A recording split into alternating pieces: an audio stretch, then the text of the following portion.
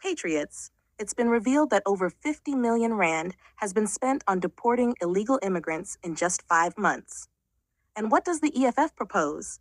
Instead of addressing the issue, they suggest granting citizenship to everyone crossing the border. No need for deportations, they say. Just hand out citizenship like free candy. The EFF has raised their concerns about the 52.8 million rand spent deporting 19,750 undocumented immigrants between April and August. This is a sharp rise from the 10,808 deportations in 2022-23. Home Affairs Minister Leon Schreiber broke it down, saying the cost had skyrocketed. But do the EFF care? No. EFMP Tapelo Mahal instead complains about the cost, claiming the money could be better spent on border management. Oh, really? Strengthening border security might sound logical, but Mohale's solution? Let them all in. Mohale even says that over a 5-year period, we'd be spending $1 billion or more on deportations. Patriots, deporting illegal immigrants will always be cheaper, even if we spend trillions of rands. Documenting every illegal immigrant entering the border means you'll have a high number of new citizens in a short space of time. And let's face it, most people entering are looking for employment, not creating it. If SA ends up with 200 million illegal immigrants, what kind of standard of living will we be left with? But no, the EFF wants this country to spend more on looking after illegal immigrants rather than protecting our resources. And don't forget, the EFF claims we have a grossly underfunded border management agency. Well, maybe if they weren't so keen on opening the floodgates, the border wouldn't need as much management. They arrested 95 Libyans at a military training camp in Mpumalanga, and instead of celebrating their deportation, the EFF cries that they should have been granted citizenship. Citizenship for criminals. How does that even make sense? Documenting immigrants is what Mohale suggests, but we all know what that leads to. More crime, more chaos, and no accountability. The EFF's insane logic is that by giving these people citizenship, the problem magically disappears. No, it gets worse. Their solution is dangerous, reckless, and a betrayal of South Africans. Mohale claims this would help identify criminals. How about we just stop them at the border in the first place? Giving them citizenship is giving them land, the very land South Africans fought for. Who's going to be left with nothing? The real patriots, the real citizens of this country. Patriots?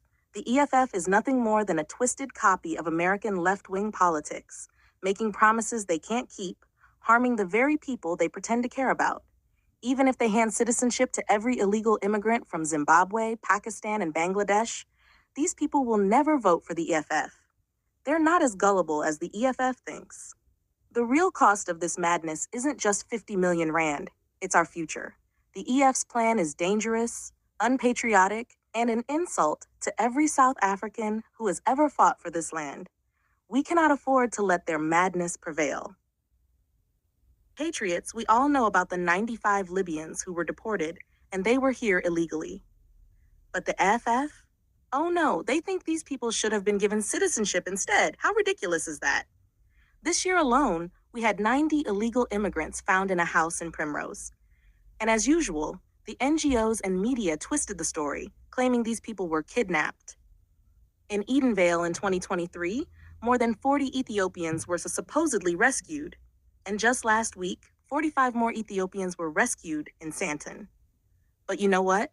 According to my sources, many of these so-called rescued people didn't even want to be saved.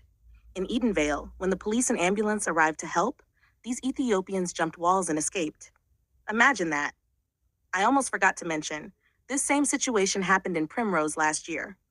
Our guys on the ground spent an entire day chasing these so-called kidnapped people. Initially, I thought it was a real hostage situation, but as I got updates, it became clear that it was a scam. These people came with fake agents to find jobs, not to be rescued. The same thing happened in Cape Town, where foreigners were fighting over jobs meant for South Africans. And who brought these people here? Bogus labor brokers. But the EFF? They have no sense of direction. The worst part is that EF members say these absurd things to please Malema, but the moment they disagree with him, they resign and pretend they never supported EFF's border policy. What hypocrisy! And MK keeps giving these EF people positions when they stand for nothing.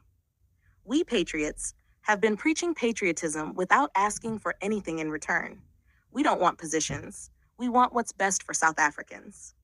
Now, I'm not against anyone joining a political party, but I refuse to align myself with any of them. I will vote for whichever party advocates for real South Africans. I will criticize anyone, and that's the freedom I've created for myself. Remember when Herman Mashaba was mayor? We criticized him hard about the illegal immigrants selling secondhand underwear for women in the vicinity of the Bridge Mall. But where he did right, like insourcing South Africans, we applauded him. The EFF and ANC would have insourced illegal immigrants instead. Patriots, don't be fooled by the EFF. Deporting illegal immigrants is far cheaper than keeping them here. Right now, the government owes illegal immigrants close to R1 billion for fake medical negligence claims, the road accident fund, and police brutality lawsuits. Keeping them here costs us way more than deportation. Over 3,000 bodies are lying in government mortuaries, and the government has to hire extra doctors to examine these unknown bodies, collect profiles, and bury them, all at our expense. And here's the kicker. These people aren't paying income tax. Many of them don't even pay more than 400 Rand in VAT per month. They are bleeding the system dry. How can the EFF, a party that supposedly fought for land in 2019, now say that the 4% of land owned by Black South Africans should be shared with the whole world? Are these people who passed with 30% at school? It's mind-boggling how desperate they are to accommodate illegal immigrants at the expense of their fellow South Africans. In closing, patriots, remember how the Democratic Party in America is giving illegal immigrants documents? Most of those immigrants will likely vote for Trump. The same thing will happen here. The EFF can say whatever they want, but illegal immigrants will never vote for them.